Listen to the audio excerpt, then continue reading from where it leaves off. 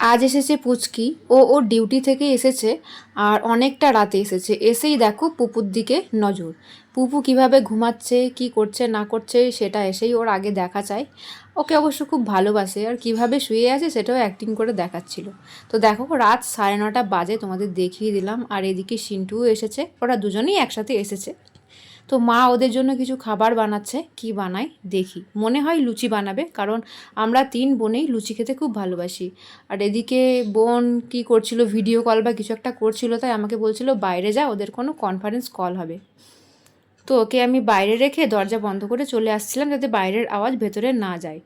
আর এদিকে আমিও ভাবছিলাম যে এই লুচি খেলে তো ভালোই হবে, অনেক দিন লুচি আর ঘুগনি খাওয়া হয়নি মায়ের হাতে। তো তাই এসে দেখলাম যে হ্যাঁ সত্যিই মা লুচি বানাতে শুরু করে দিয়েছে। আর বোনের কনফারেন্স কল ততক্ষণে হয়েও গেছে, আর ও কিন্তু লুচিগুলো তেলে ছেঁকে নিচ্ছিল। আর ও বলছিল আমি কিন্তু অনেক কিছু করতে পারি, আর লুচিও আমি খুব ভালো বানাতে পারি। অবশ্য আমি তেলের মধ্যে থেকে লুচি ছাঁকতে পারি না, আমার খুব ভয় লাগে, গরম তেল ছিটকোনোর ভয়। আর এদিকে মা বলছিল তুই তো একবার আমাকে এমন তেল ছিটকেছিলি যে ফোসকাটা জীবনে কোনো দিন ভুলবো না। আর এদিকে দেখো ঘুগনিটাও হয়ে গেছে। আর আমি পুপুকে বলছিলাম তুমি বড় হও, তারপর তুমি লুচি আর ঘুগনি খাবে, এখন তুমি খেতে চাইলেও দিতে পারবো না, কারণ এগুলো এখন ছোটদের জন্য ক্ষতিকর।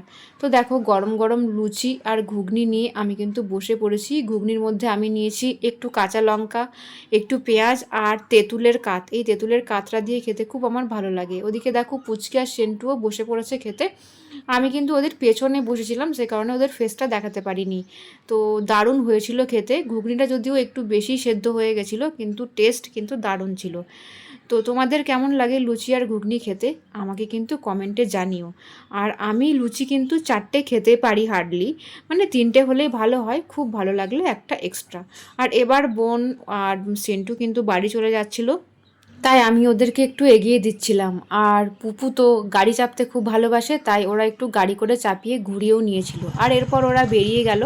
এদিকে ছোট বোন খেতে বাকি ছিল, সবার খাওয়া এক এক করে হয়ে গেছিলো, কারণ ও লুচিগুলো ছেঁকে নিচ্ছিল বলে ও লাস্টে পড়ে গেছে, তাই ও এখন খাচ্ছে। আর দেখো ওর খাওয়ার ভঙ্গিমাটা একবার জাস্ট দেখো। আর ও তো মানে মন ভরে গেছে লুচি খেয়ে, যে দেখো ওর অ্যাক্টিং সেই লেভেলের। আর এরপর বুবুরও খাওয়ার টাইম হয়েছিল, সেরেল্যাক বানিয়েছিলাম, সেটা আমি ওকে খাইয়ে নিচ্ছিলাম। আর মন্টি এটা রেকর্ড করে দিচ্ছিল, বলছে সবার খাওয়া রেকর্ড করেছে স্যার, বুবুর খাওয়া রেকর্ড করবি না কেন? এদিকে আমি সেইটা শুনে হাসছিলাম। তো এবার আমাকে বিছানাটা রেডি করে নিতে হবে, অনেকটাই রাত হয়ে গেছে আর বুবু তো অনেক লেটে ঘুমায়। এই যে আমাদের বিছানা একেবারে রেডি, ছোট বালিশ সেটা পুপুর, আর দুই পাশে থাকবে আমি, আর একদিকে ছোট বোন। তো চলো আজকের মতো টাটা।